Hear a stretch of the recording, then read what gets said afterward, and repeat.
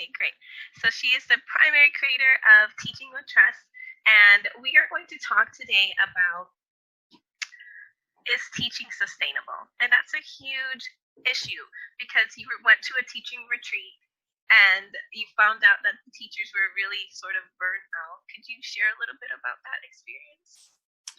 I've been going to these teacher retreats, and we gather for 5 weekends a year. It's through the Courage to Teach, which is based on Parker Palmer's book, The Courage to Teach. And there are some retreats where teachers gather. And the main premise of those retreats is that we teach who we are. So that's a quote from Parker Palmer's book. And the idea behind that is that if we go into a classroom and we're stressed out and we're upset, or if there's something on our minds, we're going to bring that into our classroom in subtle ways. We're going to bring that into our teaching. And just by being around all these other teachers, I just see how much stress teaching causes them. And I just really came away with a sense of like teachers, my heart just hurt actually talking to these teachers and just seeing how tired they were, how overworked, how little support they got from the institutions they worked for. And it definitely resonated with my own experience. So you've been teaching for 18 years, and have you ever thought about, this is it, this is my last year, it's just too difficult for me, I'm not coming back next year? Because you're teaching at a college that's slightly different. Like, I'm an elementary teacher, Yeah. Monday through Friday, 7 to 5:30 every day. Yeah, that's so tough. I feel like there's a point every spring where I wonder if I can keep doing it. And there's just, for some reason, every March, I seem to kind of hit this point where I feel like the stress is too much or I'm too tired. And I've just been noticing that and trying to sort of take steps for myself to keep doing this work, because I love this work and I feel like it's really important work. And I know I do it well, but I think that it still is really hard. Sorry, my dog is barking. Okay. What do you think causes teachers to feel that? Like, you say it's in the spring. I think it's usually after like the honeymoon period where they have like 2 weeks of school and you're like, oh, I love my class. And then all of a sudden you're like, I can't wait until break. When is Thanksgiving? Yeah. When is spring break? So I'm just wondering if there's like, if you notice any trigger points or something that's causing teachers to feel like this is a moment where I don't think I'm going to be in this career that much longer. I mean, I think that for me, I do feel really committed to this career, and most teachers I know really do feel like this is the work we're meant to do. We wouldn't have lasted this long probably if we weren't meant to do this work. But I do feel like I think it's like the mental and emotional energy that teaching requires that's so difficult. Really trying to be there for our we care about our students, and I think sometimes that translates into we care too much, and the energy that we try to invest in our students, it's draining. And well, on that note, because I did read that you interviewed 15 students, and they're like, you know, what do you feel about your teacher? And they all sort of said, having a teacher that cares really makes a difference. And then how do you feel about, because so much emphasis is on our students, like children, always putting children first.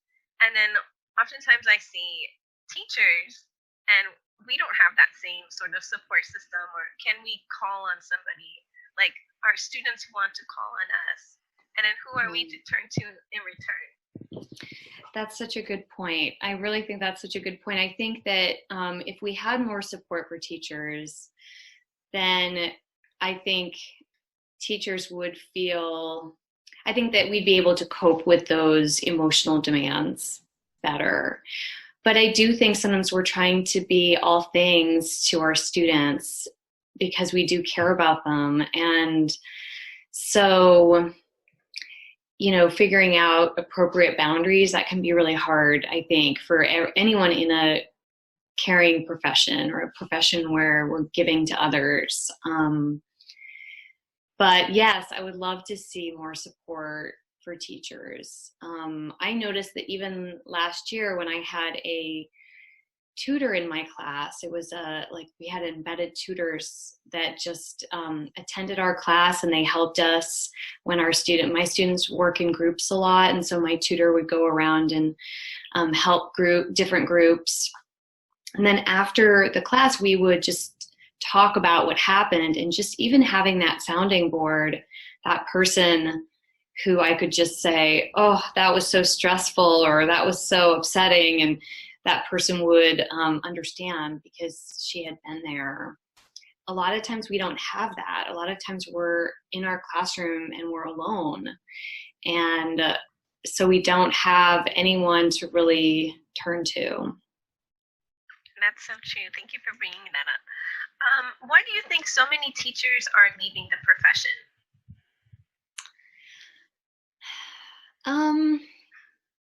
That's such a hard question because I think it really depends on, there's a lot of factors. My mom was a teacher, and she was a teacher in the high schools for a while, and she found that a lot of teachers left because they wanted to be creative and do things. They wanted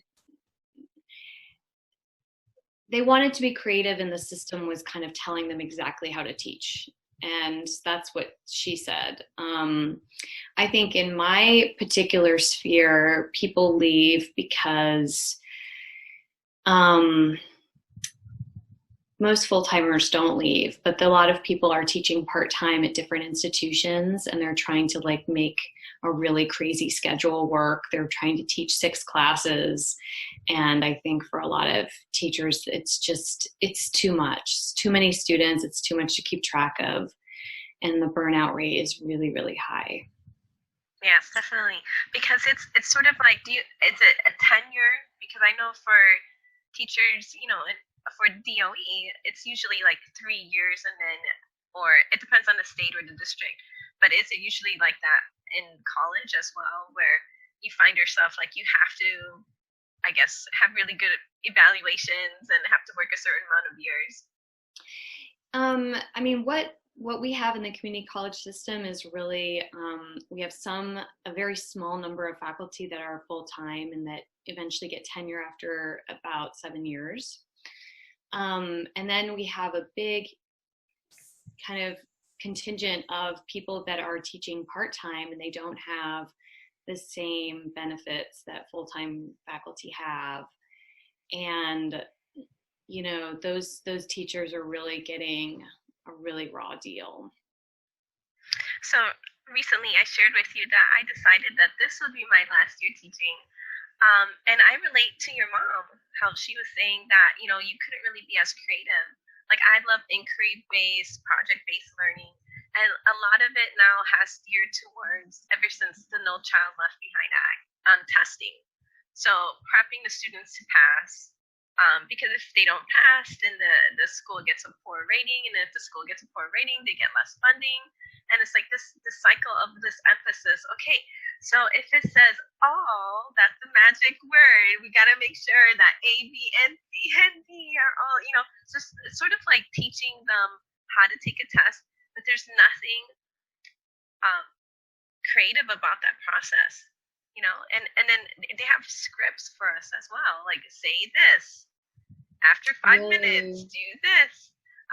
So really sort of sucks out all of the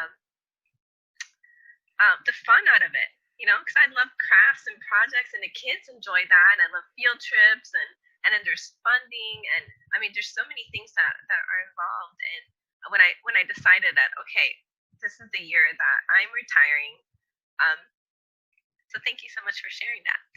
Now I have a question for you.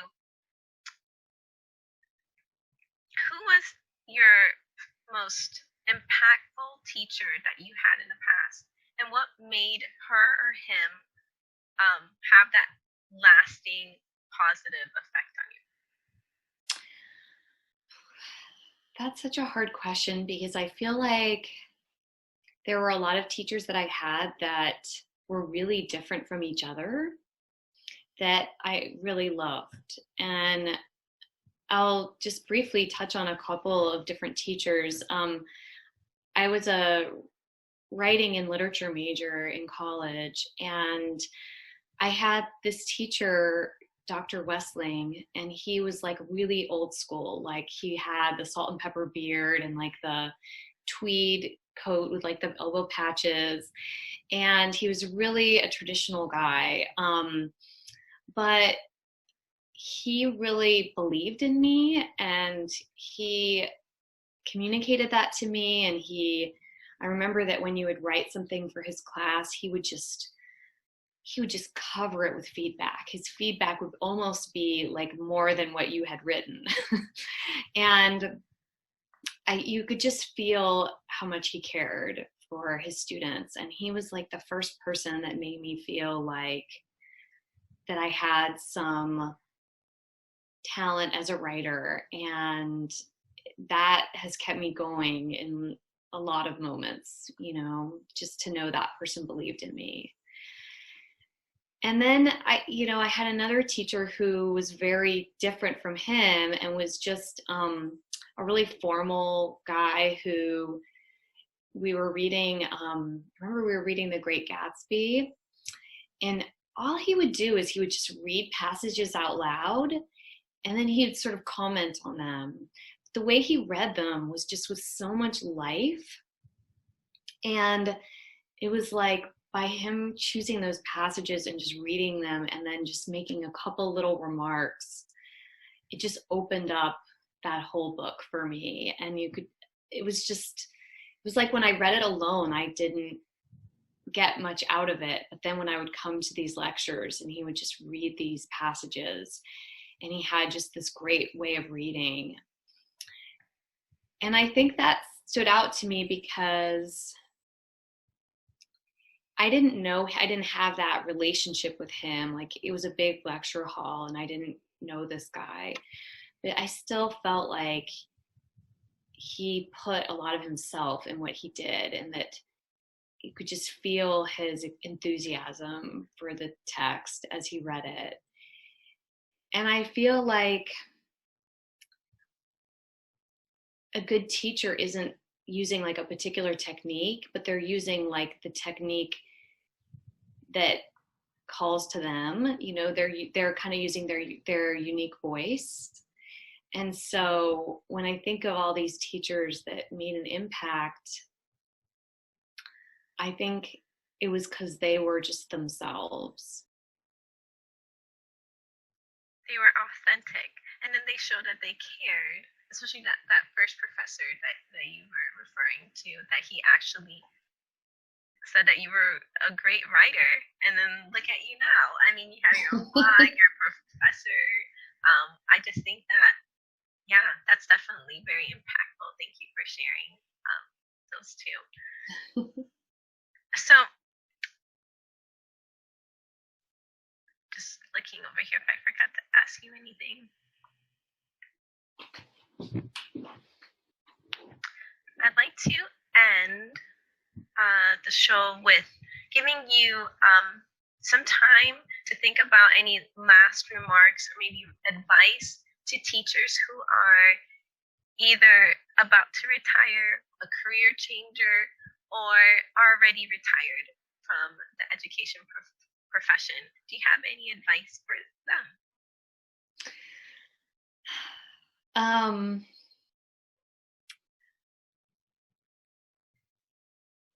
That's such a hard question because I feel like I just feel like I would hope that anyone retiring would enjoy life, and know that teaching isn't the only way to impact people out in the world. And I'm kind of curious to know about what your next step is. So I'm actually, so since I declared just very, very recently that this is going to be my last full time year of teaching elementary school, I honestly don't know. I live in faith that if something presents itself, that I will definitely, if I'm called to it, then I will take that role. So honestly, I don't have anything pretty much set. I thought about, maybe doing like, because I'm the science curriculum director at my school as well as the teacher. So maybe just doing that part of it and entering admin, or just doing STEM teaching because that's my master's degree. But not a full-time teacher anymore. I think I just want to retire from being a homeroom teacher, and I'm actually going to make another video that explains why I'm quitting teaching. It's going to be pretty funny, and honest. It's like things that teachers are not saying out loud, but they all think it. You know. I think that would be so important to hear why you're retiring, because I think that, and to say and to speak honestly, because I do think that teachers, a lot of times we're so busy, we're not talking to each other. And there's a lot of fear too about saying what you really think, and maybe challenging the administration and challenging your institution. But I think that those challenges need to be heard, because the only way that we get better in education is by speaking those hard truths. Yes, and did you get to see the recent Time magazine that they featured teachers and how they were working these multiple jobs? Yeah, I did see that. Yeah, and isn't that's so disheartening, but it's so true.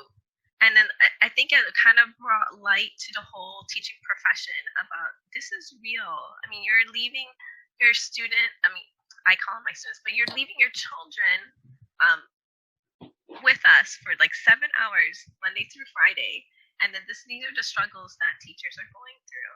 And I think it has to be a whole societal shift happening about not only appreciating and acknowledging all the hard work that teachers are doing, but also receiving compensation. Like Finland, did you know that Finland, yeah. like, the way that they treat their teachers and how well they pay their teachers? I just feel like there should definitely be some sort of a common movement, and not just for teachers, but also for police officers and community workers, social workers. I mean, I could just go on. Things that matter, that actually benefit our community, are the ones that are the most difficult and least paid professions. So my videos are. This is actually a series of my process of retiring. Like my last year retiring, these are some lessons and tips I'm learning along the way, and I want to share it with other educators who are either retired, are going to retire, or are just leaving the profession entirely. And there were so many other articles, like from Forbes, that saying the hard part is not necessarily getting a teacher, but it's keeping a teacher, because they transition out of the field. That's true. How long have you been in the field? So altogether, it's been about 13 years. And, sometimes I don't know what the future will hold. That's why, but I know for sure I don't want to teach full-time, to be a homeroom classroom teacher full-time again.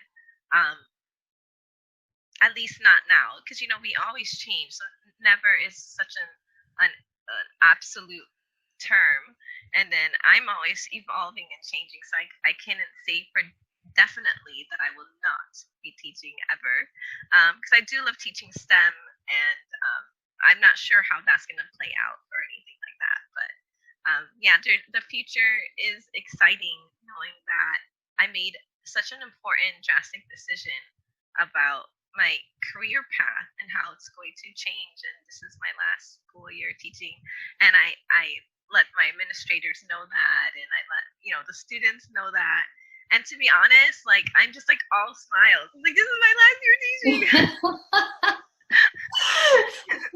So I'm just like, woohoo! I was like, I'm just super happy. This is my last year, naughty, and then, I guide them through it and talk about it. I was like, this is like the last time I'll have to deal with this. I just get super happy about knowing freedom is at the end of the school year. Yeah. Yeah. Yeah. Isn't it funny though that like you can have that lighter, I don't know, that lightness in your teaching, knowing that you'll be free of it. Yes, yes, definitely. Um, okay, so I appreciate you sharing your insight with us today at Retired Teacher TV. And how could people find out more about you and your articles? How could they reach you? My website is www.professorhurley.com. It's Hurley, and that's the place you can reach me. You can find my contact information there. And another great resource is the Facebook page, Teachers Throwing Out Grades. It's a community of teachers that are all committed to finding ways of not grading our students and throwing out traditional grading. Great. Thank you so much for tuning in today. And I'd like to hear from you now whether or not you think that teaching is a sustainable profession. Please post below. Thank you. Goodbye. Thank you. Bye. Bye.